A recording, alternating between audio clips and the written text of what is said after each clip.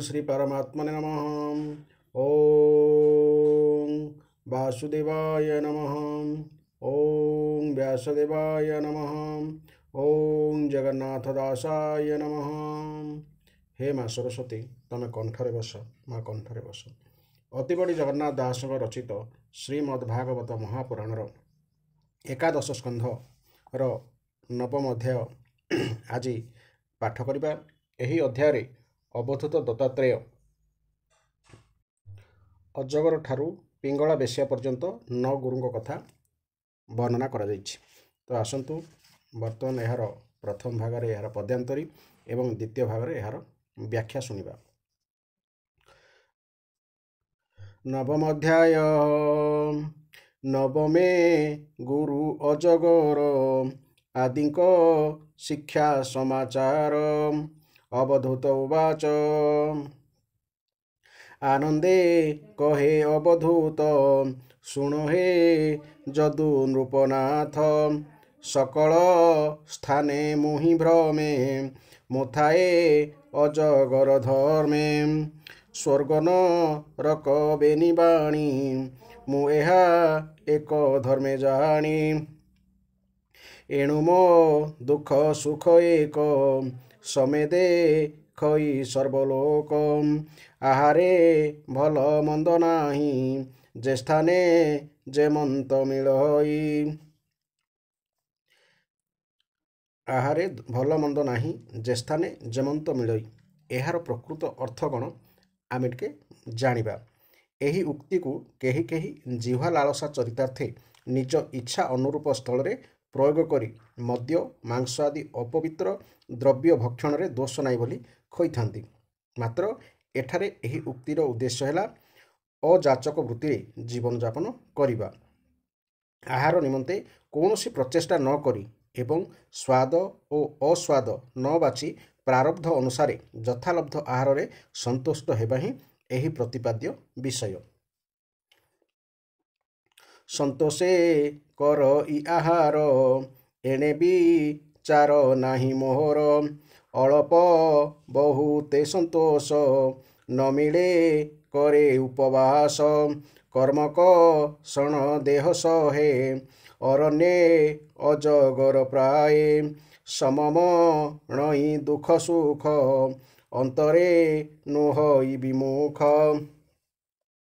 देह इंद्रिय बल थाई उद्यम किछि न करई। ए धर्म अजगर चाही शिखिली गुरु दीक्षा पाई।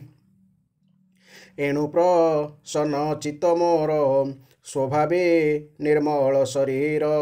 के जानी पारे मो अंतर गभीर जेस नेसागर।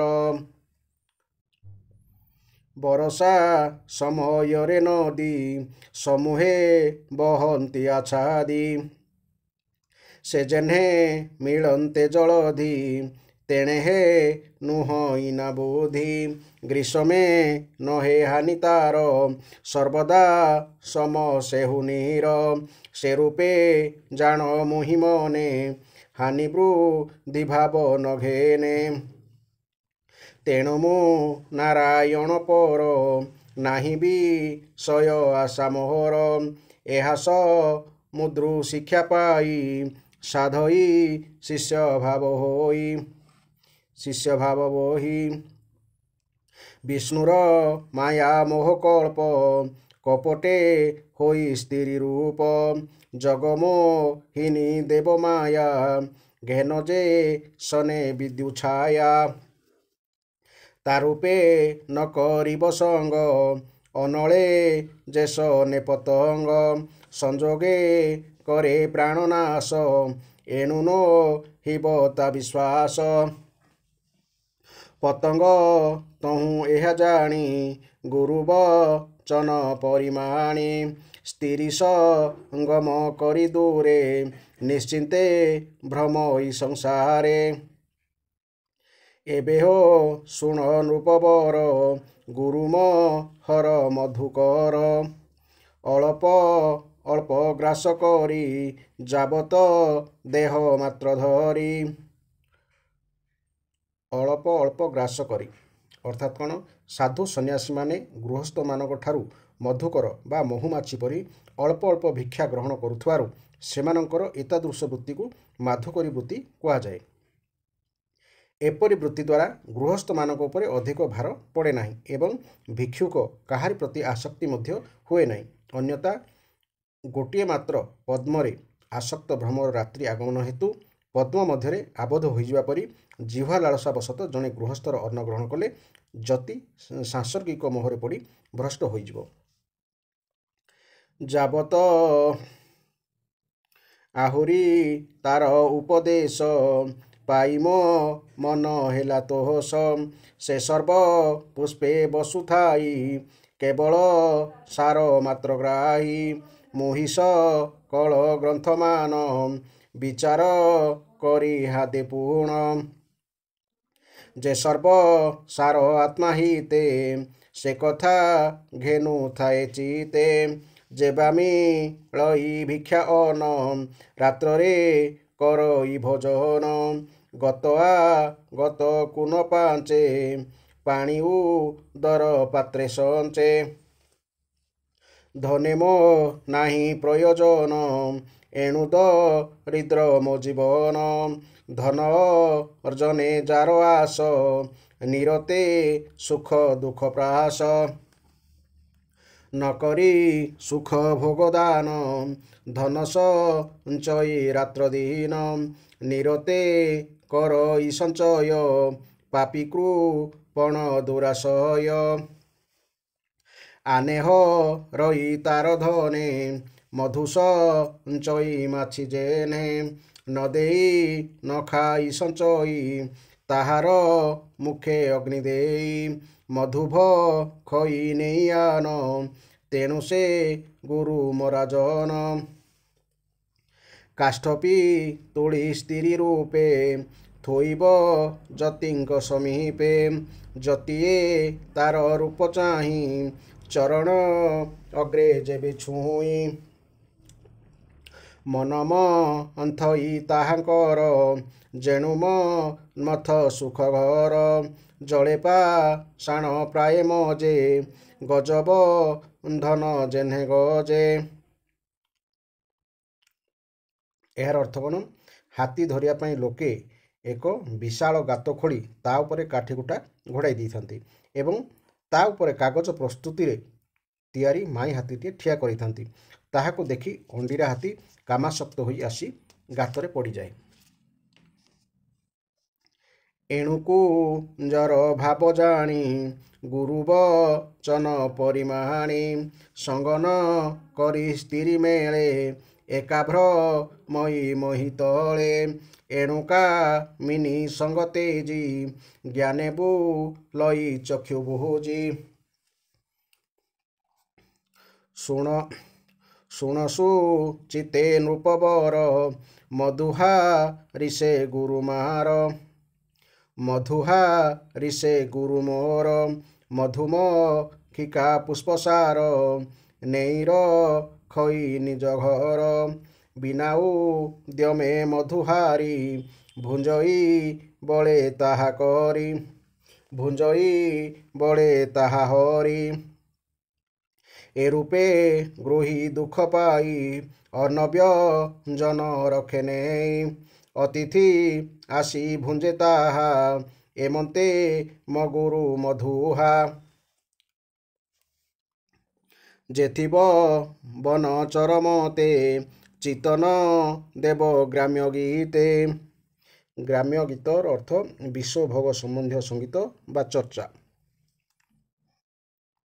निरते ज्ञाने थिब मन जगस जोगे अवधान लुब्धक गीत शुणी कने जेसने मृग मरे बहने एणु न शुणी ग्राम्य गीत बुलई ज्ञाने देइचित संगीत वाद्य नृत्य रंगे अरण्ये बेश्यागण संगे चितेता हांक भाव घेनी कानने ऋष्य शृंग मोहनी बंदी हो इले काम पासे श्रवण इंद्रिय लालसे ଏଣୁ ମୁଁ ମୃଗ ଗୁରୁ କରି ଭ୍ରମଇ ଆଶା ଦୂର କରି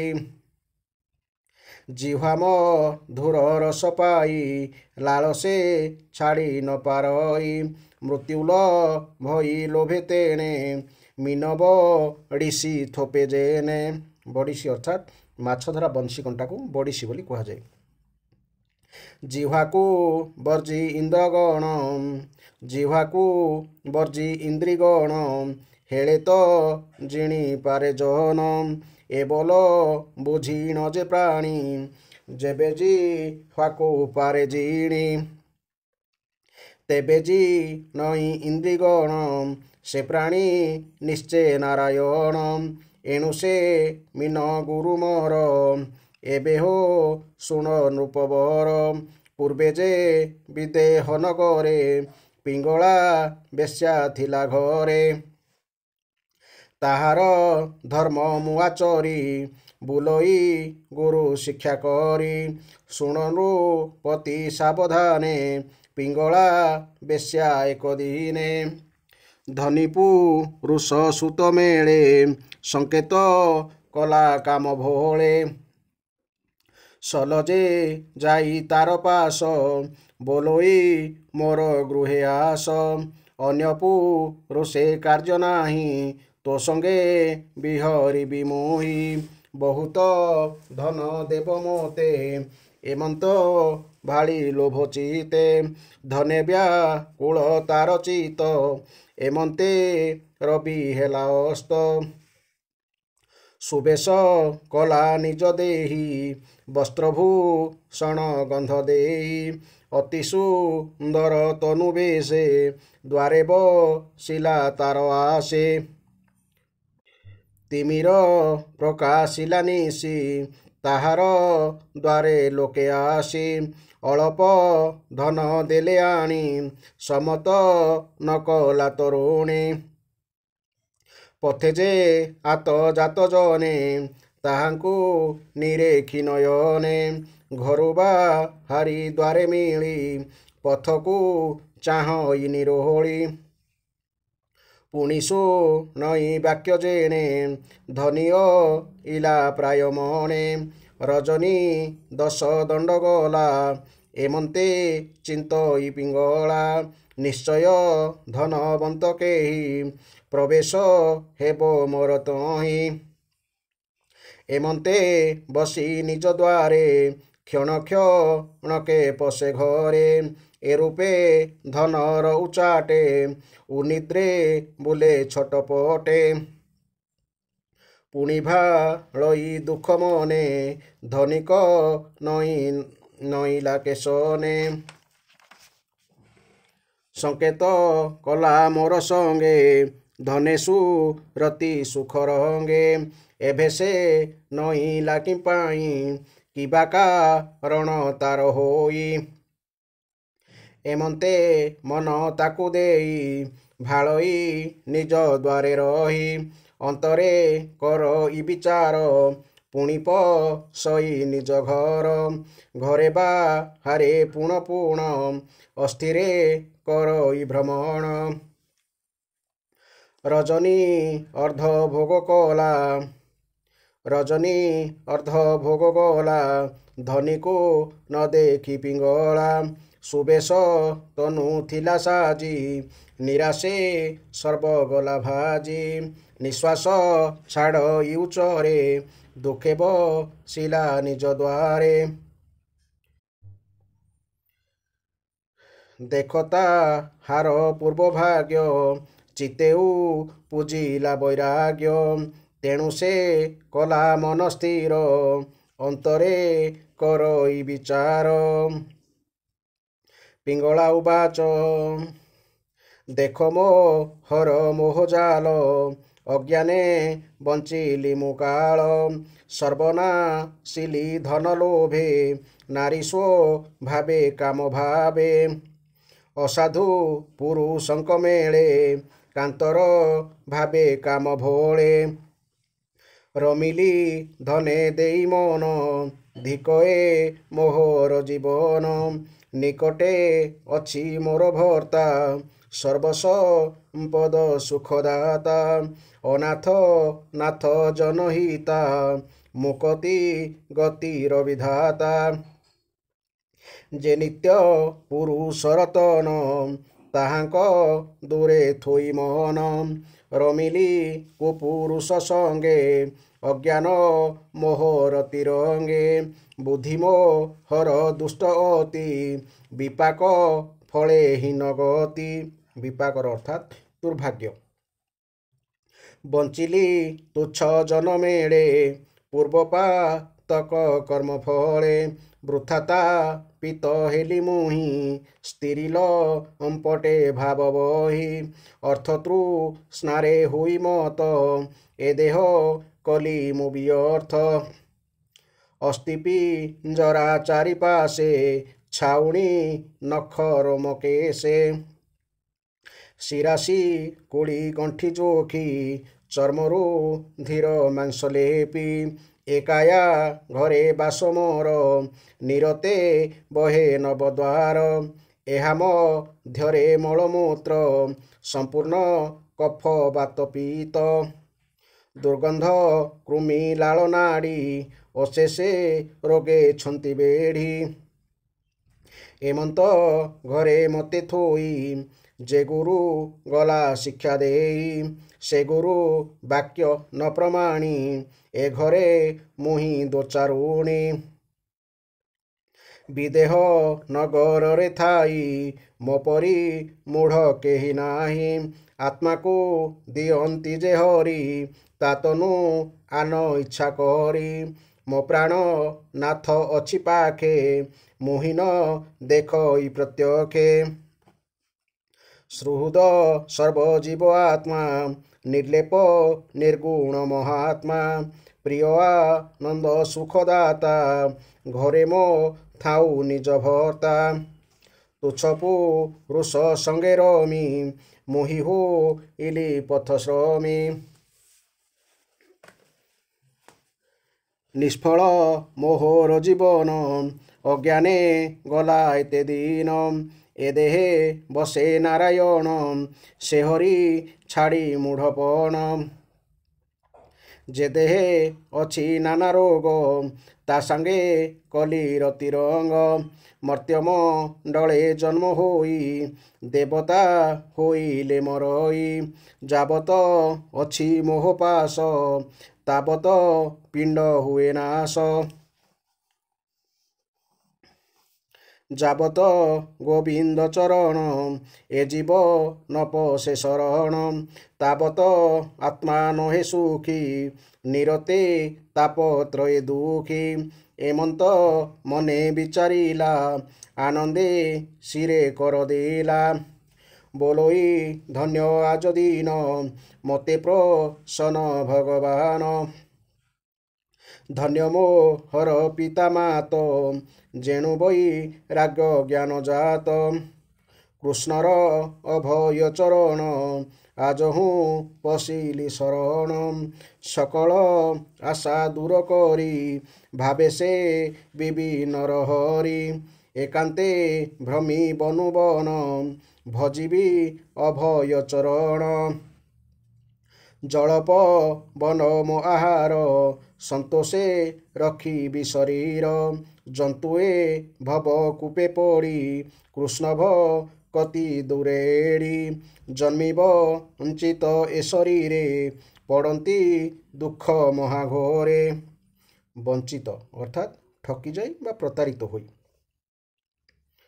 ବିଷୟ ଯାହା ରୋଲୋଚନ ହରଇ ବୁଦ୍ଧି ଆତ୍ମା ମନ ଏ କାଳ କାଳ ସର୍ପ ରୂପେ ଜନ୍ତୁଙ୍କୁ ଗ୍ରାସେ ଭବ କୂପେ ଏହାକୁ ପରିତ୍ରାଣ ଦାନ ଗୋବିନ୍ଦ ବିନୁ ନାହିଁ ଆନ ନିଷ୍କାମ ଜନ୍ମେ ଯା ଶରୀରେ ଆତ୍ମାକୁ ଆପଣେ ଉଧରେ ନିଷ୍କାମ ଅର୍ଥାତ୍ ବୈରାଗ୍ୟ ଅବଧୂତ ଉବାଚ ଏମନ୍ତ ମନେ ମନେ ଚିନ୍ତି ରଜନୀ ହୁଅନ୍ତେ ପାହାନ୍ତି ନିଶ୍ଚଳ ଚିତ ସମାଧାନେ ପିଙ୍ଗଳା ଗଲା ଘୋର ବନେ ପରମ ସୁଖ ବୈରାଗ ଆଶାପ ରମ ଦୁଃଖ ଯୋଗ ଏଣୁ କଳ ଆଶା ତେଜି ହରିଚରଣ ଦୃଢ଼େ ଭଜି ପିଙ୍ଗଳା ଭ୍ରମି ଘୋର ବନେ ପଶିଲା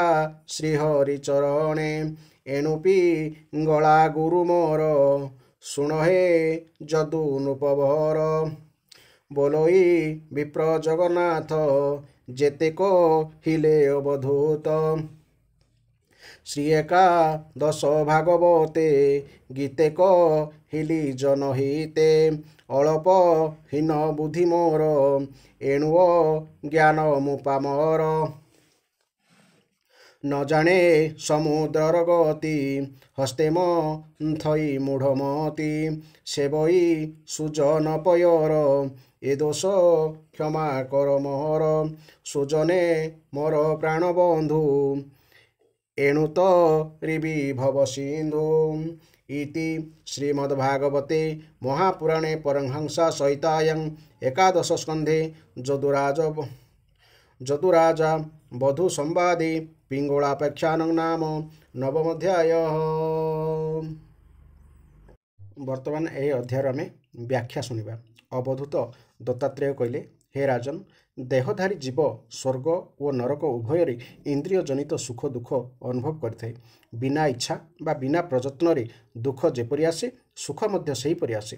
ତେଣୁ ବୁଦ୍ଧିମାନ ଲୋକ ସୁଖ ପାଇବାର ଇଚ୍ଛା ରଖିବା ଉଚିତ ନୁହେଁ।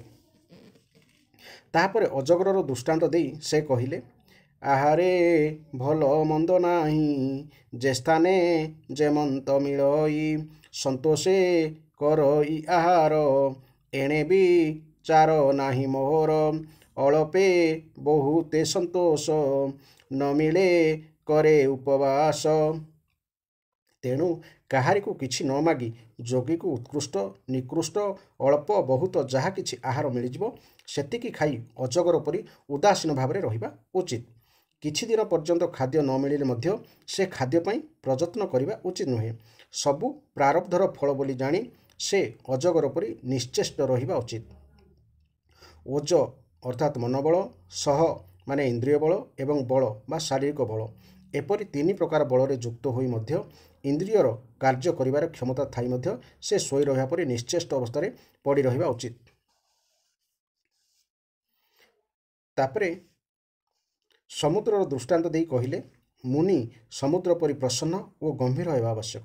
ସେ ଦେଶ ଓ କାଳ ଦ୍ୱାରା ପ୍ରଭାବିତ ନ ହୋଇ ଅନ୍ୟର ଆଧିପତ୍ୟରୁ ଦୂରରେ ରହି କାମ, କ୍ରୋଧ, ରାଗ, ଦ୍ୱେଷ ଦ୍ୱାରା ବିକ୍ଷୁବ୍ଧ ବା ବିଚଳିତ ନ ହେବା ଉଚିତ।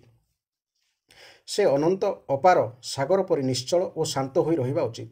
ସମୁଦ୍ର ନଦୀମାନଙ୍କର ପ୍ରଚୁର ଜଳ ପାଇଗଲେ ବି ଉତ୍ଫୁଲ୍ଲ ହୋଇ ମର୍ଯ୍ୟାଦା ଲଙ୍ଘନ କରେ ନାହିଁ କି ନଦୀରୁ ଜଳ ନ ପାଇଲେ ଶୁଖିଯାଏ ନାହିଁ। ଭଗବତ ପରାୟଣ ମୁନି ଠିକ୍ ସେହିପରି ସମୃଦ୍ଧି ବା ଧନ ସମ୍ପଦ ପ୍ରଶଂସା ଆଦି ପାଇଲେ ଉତ୍ଫୁଲ୍ଲିତ ହେବା ଉଚିତ ନୁହେଁ କି ସମୃଦ୍ଧି ନ ପାଇଲେ ଦୁଃଖୀ ହେବା ଉଚିତ ନୁହେଁ। ଉଭୟ ଅବସ୍ଥାରେ ସେ ଅବିଚଳିତ ରହିବା ଉଚିତ। ତାପରେ ପତଙ୍ଗମାନଙ୍କର ଦୃଷ୍ଟାନ୍ତ ଦେଇ କହିଲେ, ପତଙ୍ଗ ଯେପରି ମୋହଗ୍ରସ୍ତ ହୋଇ ନିଆଁରେ ପଡ଼ି ମରେ, ଅଜିତେନ୍ଦ୍ରିୟ ବ୍ୟକ୍ତି ସେହିପରି ଦେବମାୟା ରୂପିଣୀ ସ୍ତ୍ରୀକୁ ଦେଖି ମୋହଗ୍ରସ୍ତ ହୋଇ ଅନ୍ଧକାରମୟ ଘୋର ନରକରେ ପଡ଼ିଯାଏ। କାମିନୀ, କାଞ୍ଚନ, ବସ୍ତ୍ର, ଆଭୂଷଣ ଆଦି ଯେତେ ବି ଦ୍ରବ୍ୟ ରହିଛି ସେସବୁ ମାୟାମୟ। ମୂଢ଼ ମନୁଷ୍ୟ ଉପଭୋଗ ବୁଦ୍ଧି କରି ସେସବୁରେ ଆସକ୍ତ ହୋଇଯାଏ ଏବଂ ପତଙ୍ଗ ଆପେ ଆପେ ଯାଇ ନିଆଁରେ ପଡ଼ିଯିବା ପରି ସେ ବିବେକ ଶୂନ୍ୟ ହୋଇ ସେହି ଆସକ୍ତିରେ ପଡ଼ି ନିଜର ସର୍ବନାଶ କରିଦିଏ। ଭଅଁର ବା ମହୁମାଛିକୁ ଦୃଷ୍ଟାନ୍ତ ଦେଇ କହିଲେ, ଭଅଁର ଯେପରି ଏ ଫୁଲ ସେ ଫୁଲ ବୁଲି ବୁଲି ଟିକିଏ ଟିକିଏ କରି ରସ ସଂଗ୍ରହ କରେ, ମୁନି ସେହିପରି ଏ ଘର ସେ ଘର ବୁଲି ବୁଲି ଅଳ୍ପ ଅଳ୍ପ ଅନ୍ନ ଭିକ୍ଷା କରିବା ଉଚିତ। ତାହା ନ କଲେ ଗୋଟିଏ ମାତ୍ର ପଦ୍ମର ସୁଗନ୍ଧରେ ଆସକ୍ତ ହୋଇ ତାରି ଭିତରେ ବସି ରହି ରସ ସଂଗ୍ରହ କରୁଥିବା ଭ୍ରମର ଯେପରି ସୂର୍ଯ୍ୟାସ୍ତ ପରେ ଓ ପଦ୍ମ ମୁଦି ହୋଇଯିବା ଫଳରେ ତା ଭିତରେ ବନ୍ଦୀ ହୋଇ ନଷ୍ଟ ହୋଇଯାଏ, ସ୍ୱାଦ ବାସନାରେ ଗୋଟିଏ ଘରୁ ଅନ୍ନ ଖାଇଲେ ସଂସର୍ଗ ମୋହରେ ପଡ଼ି ସନ୍ନ୍ୟାସୀ ବି ସେହିପରି ନଷ୍ଟ ହୋଇଯିବେ। ଏହା ଫଳରେ ଅନ୍ନଦାତାକୁ ଦେବାରେ କଷ୍ଟ ବୋଧ ହେବ ନାହିଁ ଏବଂ ମୁନିଙ୍କର ମଧ୍ୟ ଶରୀର ନିର୍ବାହ ହୋଇଯିବ। ମୁନି ଏହିପରି ମାଧୁକାରୀ ବୃତ୍ତିର ଆଶ୍ରୟ ନେବା ଉଚିତ। ଭ୍ରମର ଯେପରି ଛୋଟ ବଡ଼ ସବୁ ଫୁଲରୁ ମଧୁ ଗ୍ରହଣ କରେ, ବୁଦ୍ଧିମାନ ମନୁଷ୍ୟ ସେହିପରି ଛୋଟ ବଡ଼ ସବୁ ଶସ୍ତ୍ରରୁ ସାର ଗ୍ରହଣ କରିବା ଉଚିତ। ସନ୍ନ୍ୟାସୀ ଘର ଘର ବୁଲି ଯେଉଁ ସାମାନ୍ୟ ଭିକ୍ଷା ମାଗି ଆଣିବେ ସେଥିରୁ କିଛି ଉପରବେଳା ପାଇଁ କିମ୍ବା ଆସନ୍ତାକାଲି ପାଇଁ ସଞ୍ଚୟ ବା ସଂଗ୍ରହ କରିବା ରଖିବା ଉଚିତ ନୁହେଁ। ଭିକ୍ଷା କରିବା ପାଇଁ ଅନ୍ୟ କୌଣସି ପାତ୍ର ନ ଧରି କେବଳ ହାତ ପାପଲିକୁ ପାତ୍ର କରି ଭିକ୍ଷାନ୍ନକୁ ଉଦରରେ ହିଁ ରଖିବେ। କାରଣ ଆମେ ପ୍ରତ୍ୟକ୍ଷ ଦେଖୁଥାଇଁ ଯେ ମହୁମାଛି ଯେଉଁ ମହୁ ସଂଗ୍ରହ କରି ରଖେ ତାହା ଅନ୍ୟମାନେ ନେଇଯାଆନ୍ତି ଏବଂ ତାହା ସହିତ ମହୁମାଛିର ଜୀବନ ମଧ୍ୟ ବିପଦରେ ପଡ଼ିଯାଏ। ଏହା ଜାଣି ସନ୍ନ୍ୟାସୀମାନେ କୌଣସି ପ୍ରକାର ସଂଗ୍ରହ କରିବା ଉଚିତ ନୁହେଁ। ହାତୀର ଦୃଷ୍ଟାନ୍ତ ଦେଇ କହିଲେ, ସନ୍ନ୍ୟାସୀ କୌଣସି ସ୍ତ୍ରୀକୁ ହାତରେ ସ୍ପର୍ଶ କରିବା ତ ଦୂରର କଥା, ପାଦରେ ବି ସ୍ପର୍ଶ କରିବା ଉଚିତ ନୁହେଁ। ଏପରିକି କାଠରେ ଗଢ଼ା ନାରୀ ମୂର୍ତ୍ତିକୁ ବି ସ୍ପର୍ଶ କରିବା ଅନୁଚିତ। ସେ ଯଦି ଏହା ନ ମାନନ୍ତି ତେବେ ମାଇ ହାତୀ ପ୍ରତି ଆସକ୍ତ ହୋଇ ଅଣ୍ଡିରା ହାତୀ ଯେପରି ବନ୍ଧନରେ ପଡ଼ିଯାଏ, ସନ୍ନ୍ୟାସୀ ବି ସେହିପରି ବନ୍ଧନରେ ପଡ଼ିଯିବେ। ହାତୀ ଧରୁଥିବା ଲୋକେ କ'ଣ କରନ୍ତି, ଗୋଟିଏ ବଡ଼ ଗାତକୁ କାଠି କୁଟାରେ ଘୋଡ଼ାଇ ଦେଇ ତା ଉପରେ କନା ଓ କାଗଜରେ ତିଆରି ହାତୁଣିଟିଏ ଠିଆ କରିଦିଅନ୍ତି। ତାକୁ ସତ ହାତୁଣି ଭାବି ହାତୀ ତା ପାଖକୁ ଯାଏ ଏବଂ ଗାତରେ ପଡ଼ିଯାଏ। ବିବେକୀ ପୁରୁଷ କୌଣସି ସ୍ତ୍ରୀ ପ୍ରତି ଆସକ୍ତ ହୋଇ ତା ପଛରେ ଧାଇଁବା ଉଚିତ ନୁହେଁ। କାରଣ ହାତୁଣି ପ୍ରତି ଆସକ୍ତ ହୋଇ ତା ପଛରେ ଧାଇଁଥିବା ହାତୀ ଯେପରି ଅନ୍ୟ ବଳବାନ ହାତୀ ଦ୍ୱାରା ଆହତ ହୋଇ ମୃତ୍ୟୁ ମୁଖରେ ପଡ଼େ, ସ୍ତ୍ରୀ ପଛରେ ଧାଇଁଥିବା ପୁରୁଷ ମଧ୍ୟ ସେହିପରି ମୃତ୍ୟୁର ଶିକାର ହୁଏ। ମହୁ ସଂଗ୍ରହକାରୀର ଦୃଷ୍ଟାନ୍ତ ଦେଇ କହିଲେ, ମହୁମାଛି ସଞ୍ଚୟ କରି ରଖିଥିବା ମହୁକୁ ମହୁ ସଂଗ୍ରହକାରୀ ଯେପରି ନେଇ ପଳାଏ, ଠିକ୍ ସେହିପରି ଲୋଭୀ ମନୁଷ୍ୟର ସଞ୍ଚିତ ଧନକୁ ମଧ୍ୟ ଅନ୍ୟମାନେ ଉପଭୋଗ କରନ୍ତି। ସେ ନିଜେ ସେହି ଧନକୁ ଉପଭୋଗ କରିପାରେ ନାହିଁ କି କାହାରିକୁ ଦାନ କରେ ନାହିଁ। ମହୁମାଛି ନିଜେ ସଞ୍ଚୟ କରି ରଖିଥିବା ମହୁକୁ ନିଜେ ନ ଖାଉଣୁ ମହୁ ସଂଗ୍ରହକାରୀ ତାହାକୁ ଛଡ଼ାଇ ନିଏ। ଠିକ୍ ସେହିପରି ଗୃହସ୍ଥ ବହୁ କ୍ଲେଶ ସହି ଉପାର୍ଜନ ଓ ସଞ୍ଚୟ କରି ରଖିଥିବା ପଦାର୍ଥକୁ ସେ ନିଜେ ଉପଭୋଗ ନ କରୁଣୁ ସନ୍ନ୍ୟାସୀ ଓ ବ୍ରହ୍ମଚାରୀ ତାହାକୁ ଉପଭୋଗ କରନ୍ତି। କାରଣ ଗୃହସ୍ଥ ହୋଇଥିବାରୁ ଅତିଥି ଅଭ୍ୟାଗତକୁ ପ୍ରଥମେ ଭୋଜନ କରାଇବା ତାର କର୍ତ୍ତବ୍ୟ। ବ୍ୟାଧର ଗୀତ ବାଦ୍ୟରେ ମୋହିତ ହୋଇ ହରିଣ ଯାଇ ବ୍ୟାଧର ଜାଲରେ ପଡ଼ିଯାଏ। ହରିଣର ଏହି ଗୀତରୁ ମୁଁ ଶିକ୍ଷା କଲି ଯେ ବନବାସୀ ସନ୍ନ୍ୟାସୀ କଦାପି ଗ୍ରାମ୍ୟ ଗୀତ ବା ବିଷୟ ସମ୍ବନ୍ଧିତ ଗୀତ ଶୁଣିବା ଉଚିତ ନୁହେଁ।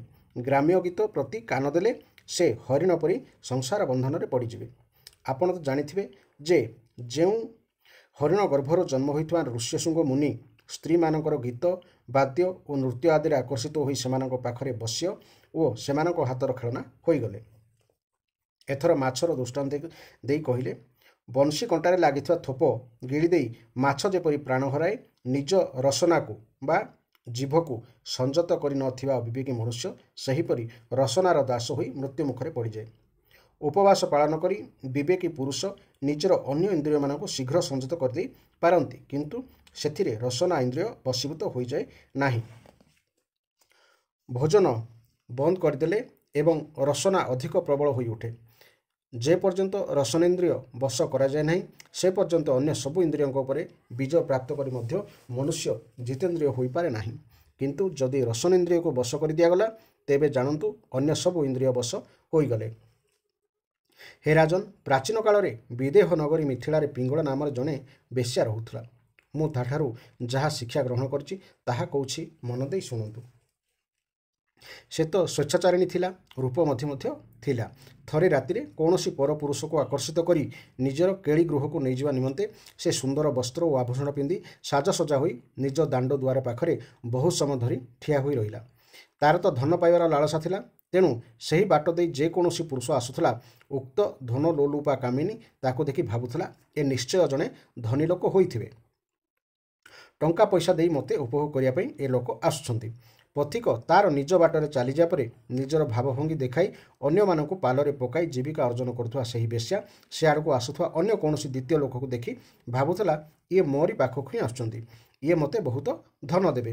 କିନ୍ତୁ ସେ ମଧ୍ୟ ତାକୁ ଅତିକ୍ରମ କରି ଆଗକୁ ଚାଲିଯିବା ପରେ ସେ ଭାବୁଥିଲା, ଏଥର ନିଶ୍ଚୟ କେହି ଜଣେ ବଡ଼ ଧନୀ ଲୋକ ଆସିବେ ଏବଂ ମୋତେ ବହୁତ ଧନ ଦେବେ। ତା ମନରେ ଏପରି ଦୁରାଶା ବଢ଼ି ଚାଲିଲା। ସେ ଦ୍ୱାର ମୁହଁରେ ବହୁ ସମୟ ଧରି ଚାହିଁ ରହିଲା। ତା ଆଖିକୁ ନିଦ ଆସିଲା ନାହିଁ। ସେ କେତେବେଳେ ଘର ଭିତରକୁ ଚାଲି ଯାଉଥାଏ ତ କେତେବେଳେ ବାହାରକୁ ଚାଲି ଆସୁଥାଏ। ଏପରି ଭାବରେ ଅଧରାତି ବିତିଗଲା। ହେ ରାଜନ, ସତରେ ଆଶା ତା ଭିତରେ ପୁଣି ଧନ ଆଶା ହେଉଛି ଅତ୍ୟନ୍ତ ମନ୍ଦ। ଧନୀ ଗ୍ରାହକ କେବେ ଆସିବେ ବୋଲି ଚାହିଁ ଚାହିଁ ତାର ମୁହଁ ଶୁଖିଗଲା, ଚିତ୍ତ ବ୍ୟାକୁଳ ହୋଇଗଲା। ଦୁଃଖରେ ନିଜର ତୁଚ୍ଛ ବୃତ୍ତି ପ୍ରତି ତା ମନରେ ବୈରାଗ୍ୟ ଆସିଗଲା। ସେହି ବୈରାଗ୍ୟ ହିଁ ତାର ସୁଖର କାରଣ ହୋଇଗଲା। ମନରେ ଏପରି ବୈରାଗ୍ୟ ଜାଗ୍ରତ ହେବାରୁ ପିଙ୍ଗଳା ମୁହଁରୁ ଗୀତଟିଏ ବାହାରି ପଡ଼ିଲା। ସତରେ ଆସରପି ଜାଲକୁ କାଟିଦେବା ନିମନ୍ତେ ବୈରାଗ୍ୟ ହିଁ ହେଉଛି ତୀକ୍ଷ୍ମ ଧାର ଖଡ଼୍ଗ। ବୈରାଗ୍ୟ ବିନା ଦୁଃଖର ନିବୃତ୍ତି ହୁଏ ନାହିଁ। ହେ ରାଜନ୍, ଅଜ୍ଞାନୀ ପୁରୁଷ ଯେପରି ମମତା ଛାଡ଼ିବାକୁ ଚାହେଁନା, ବୈରାଗ୍ୟ ଉଦୟ ହୋଇନଥିବା ମନୁଷ୍ୟ ସେହିପରି ଶରୀର ସମ୍ବନ୍ଧୀୟ ବନ୍ଧନକୁ କାଟିଦେବାକୁ ଚାହେଁନା। ତାପରେ ପିଙ୍ଗଳା ଗାଇଲା, ମୁଁ ନୁହେଁ କେଡ଼େ ବୁଦ୍ଧିହୀନ, ହୋଇଲି ଇନ୍ଦ୍ରିୟଧୀନ, କାମନା ପୁରାଇବା ପାଇଁ ପରପୁରୁଷେ ଅଛି ଚାହିଁ, ଯେ ନର ନୁହେଁ ମୋର ପତି, ତାଠାରେ ରଖିଛି ମୁଁ ମତି।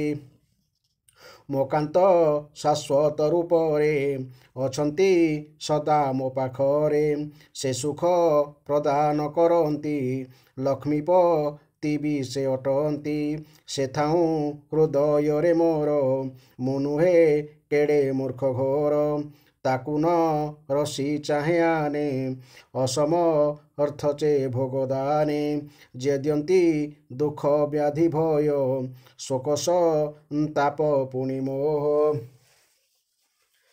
ସେପରି ଲୋକଙ୍କୁ ସେବନ କରିଯା ପୁଛି ମୁଁ ଜୀବନ, ଏ ବେଶ୍ୟା ବୃତ୍ତିର ଆଶ୍ରୟ ଅଟଇ ବଡ଼ ନିନ୍ଦନୀୟ, ଏପରି ଜୀବିକା ମୁଁ ଧରି, ଏ ଦେହ ଦେଲି ବିକ୍ରି କରି, ଲୋଭିଲ ପଟ ନିନ୍ଦନୀୟ, ମୋ ଦେହ କରି ନେଲେ କ୍ରୟ, ଏ ଦେହ ଧରି ମୂର୍ଖ ମୁହିଁ, ଧନ ରତି ସୁଖ ଚାହିଁ, ଆହୁରି ବସିଛି ଅନାଇ, ମୋ ସମ ହୀନ କେହି ନାହିଁ, ବାଉଁଶ ଖୁଣ୍ଟ ଶ୍ରେଣୀରୁଏ, ଘର ଯେ ପରି ଠିଆ ହୁଏ, ଚର୍ମରୁ ଧୀର ଅସ୍ଥି ଧରି, ଏ ଦେହ ଗଢ଼ା ସେହିପରି, ନଖଲୋ ମରେ ଆଚ୍ଛାଦିତ, ନବଦ୍ୱାରରୁ ମଳମୂତ୍ର, ଏ ନିନ୍ଦ୍ୟ ଦେହରୁ ବହୁଛି, ତଥାପି ମୋ ପରି କେ ଅଛି, ଦେହଟା ମଣେ ଅତି ପ୍ରିୟ, ସତରେ ମୁଁ କି ମୂର୍ଖ ନୁହ, ଏ ଯେଉଁ ବିଦେହ ନଗରୀ, ଜୀବନ ମୁକ୍ତଙ୍କର ପୁରୀ, ଏପରି ପୁରେ ରହିଥାଇ, ମୋ ପରି ମୂର୍ଖ କେହି ନାହିଁ, ଆତ୍ମଦାନୀୟ ଅବିନାଶୀ, ପୁରୁଷେ ନହି ଅଭିଳାଷୀ, ମୋ ମୁଢ଼ା ପର ପୁରୁଷରେ ସର୍ବଦା ଅଭିଳାଷ କରେ, ସକଳ ପ୍ରାଣୀଙ୍କର ସ୍ୱାମୀ, ସବୁରି ବନ୍ଧୁ ଅନ୍ତର୍ଯ୍ୟାମୀ, ମଙ୍ଗଳ କରତା ସବୁରି, ମିତ୍ର ଓ ଆତ୍ମା ସେହି ହରି, ନିଜକୁ ଦେହି ତାଙ୍କୁ ଜିଣି, ନିଜକୁ ଦେହି ତାଙ୍କୁ କିଣି, ହୋଇବି ତାଙ୍କର ଘରଣୀ, ଲକ୍ଷ୍ମୀଙ୍କ ପରି ତାଙ୍କ ସଙ୍ଗେ, ବିହାର କରିବି ମୁଁ ରଙ୍ଗେ, କେ ଅବା କାମ ଭୋଗ ଦେଇ, ଭାର୍ଯ୍ୟାକୁ ତୋଷିଣ ପାରଇ, ସଂସାରେ ନାହିଁ କେହି ବ୍ୟକ୍ତି, ଭୋଗେ ପାଇଛି ଯେ ତୃପତି, ସମସ୍ତେ ଆଦି ଅନ୍ତବନ୍ତ, ସମସ୍ତେ କାଳ କବଳିତ, ମହିମଣ୍ଡଳେ ଜନ୍ମ ହୋଇ, ଦେବତା ହେଲେ ବି ମରଇ, ନିଶ୍ଚୟ ମୋ ଶୁଭ କର୍ମ ବଳେ, ବିଷ୍ଣୁ ପ୍ରସନ୍ନ ମୋ ଉପରେ, ତେଣୁ ମୋ ଦୁରାଶା ଭିତରେ, ବୈରାଗ୍ୟ ଜାଗିଲା ଅନ୍ତରେ, ସଂସାର ପ୍ରତି ମୁଁ ବିମୁଖ, ହେଲେ ହିଁ ପାଇବଇ ସୁଖ, ମୋ ମନେ ଯେଉଁ ଦୁଃଖ ହେଲା, ତାହା ହିଁ ବୈରାଗ୍ୟ ଦେଲା, ବୈରାଗ୍ୟ କରେ ଶାନ୍ତି ଦାନ, କାଟିଣ ସଂସାର ବନ୍ଧନ, ଏଣୁ ନିଜକୁ ଅଭାଗିନୀ, ଆଉ ମୁଁ କେବେ ଭାବିବିନି, ପ୍ରଭୁଙ୍କ ଏହି ଉପକାର, ମାନିବି ହୋଇ ନତ ଶିର, ଛାଡ଼ିବି ସୟ ସୁଖ ଆଶା, କରିବି ପ୍ରଭୁଙ୍କୁ ଭରସା, ଜଗଦୀଶ୍ୱରଙ୍କ ଶରଣ ଆନନ୍ଦେ କରିବି ଗ୍ରହଣ ପ୍ରାରବ୍ଧ ବଳେ ଯାହା ପାଇ ବଞ୍ଚିବି ସୁଖେ ତାହା ଖାଇ ଶ୍ରଦ୍ଧା ସନ୍ତୋଷ ଧରି ହୃଦେ ଜୀବନ କାଟିବି ଆନନ୍ଦେ ଆନପୁରୁଷେ ନ ଚାହିଁବି ପ୍ରଭୁଙ୍କ ତୁଲେ ବିହରିବି ଆତ୍ମସ୍ୱରୂପ ହୃଦେଶ୍ୱର ତାହାଙ୍କୁ ବଳି କିଏ ମୋର ଏ ଜୀବ ମୋହ ଅନ୍ଧକାରେ ପଡ଼ିଛି ସଂସାର କୂପରେ ବିଷୟ ତାକୁ ଅନ୍ଧ କରି ରଖିଛି ଚୌଧିକ ଘେରି କାଳସ୍ୱରୂପ ଅଜଗର କବଳ କରିଛି ତା ଶିର ଏକୁଙ୍କୁ ଉଦ୍ଧାରିବା ପାଇଁ ପ୍ରଭୁଙ୍କୁ ଛଡ଼ା କେହି ନାହିଁ ବିଷୟ ପ୍ରତି ବୈରାଗ୍ୟ ଆସିଲେ ଜାଣ ଉଦେ ଭାଗ୍ୟ ଜୀବର ମିଳେ ବୈରାଗ୍ୟରେ ନିଜେ ନିଜକୁ ରକ୍ଷା କରେ କାଳରୁ ପକ ଅଜଗର ମୁଖରେ ପଡ଼ିଛି ସଂସାର ଏକଥା ଯେହୁ ଦେଖିପାରେ ସେ ନିଜେ ନିଜକୁ ଧରେ ଅବଧୂତ ଦତ୍ତାତ୍ରେୟ କହିଲେ ହେ ରାଜନ ଏହିପରି ସ୍ଥିର କରି ପିଙ୍ଗଳା ତାର ଧନଲୋଭରୁ ଜାତ ଦୁରାଶା ଓ ଧନୀମାନଙ୍କ ସହିତ ମିଳନର ଲାଳସା ପରିତ୍ୟାଗ କରିଦେଲା ଏବଂ ଶାନ୍ତ ଚିତ୍ତ ହୋଇ ଯାଇ ନିଜ ଶେଷରେ ଶୋଇପଡ଼ିଲା ସତରେ ଆଶା ହିଁ ହେଉଛି ସବୁଠାରୁ ବଡ଼ ଦୁଃଖ ଏବଂ ଆଶା ନ ରଖିବା ହିଁ ହେଉଛି ସବୁଠାରୁ ବଡ଼ ସୁଖ ପିଙ୍ଗଳା ପୁରୁଷ ସୁଖର ଆଶା ପରିତ୍ୟାଗ କରିଦେବାରୁ ହିଁ ସୁଖ ଓ ଶାନ୍ତିରେ ଶୋଇପାରିଲା ବହୁତ ସୁନ୍ଦର ଅଧ୍ୟାୟଟିଏ ଆଜିକା ଦିନରେ ଅଧିକାଂଶ ଲୋକଙ୍କର ପତନ ଘଟୁଛି କାରଣ ଶାସ୍ତ୍ରୀୟ ଜ୍ଞାନ ଅଭାବ ଯୋଗୁଁ ଏହି ପତନର ସେମାନେ ଶିକାର ହେଉଛନ୍ତି ଏଣୁ ସମସ୍ତେ ଅନ୍ତତଃ ପକ୍ଷେ ଶାସ୍ତ୍ର ପଢ଼ିବା ପାଇଁ ଉଦ୍ୟମ କରିବା ନିହାତି ଆବଶ୍ୟକ ନଚେତ୍ ପତନର ଶିକାର ହେବା ସୁନିଶ୍ଚିତ ଜୟ ଜଗନ୍ନାଥ ଜୟ ଜଗନ୍ନାଥ ଜୟ ଜଗନ୍ନାଥ ଚ୍ୟାନେଲଟିକୁ ସବସ୍କ୍ରାଇବ୍ କରିବାକୁ ଜମାରୁ ଭୁଲିବେ ନାହିଁ।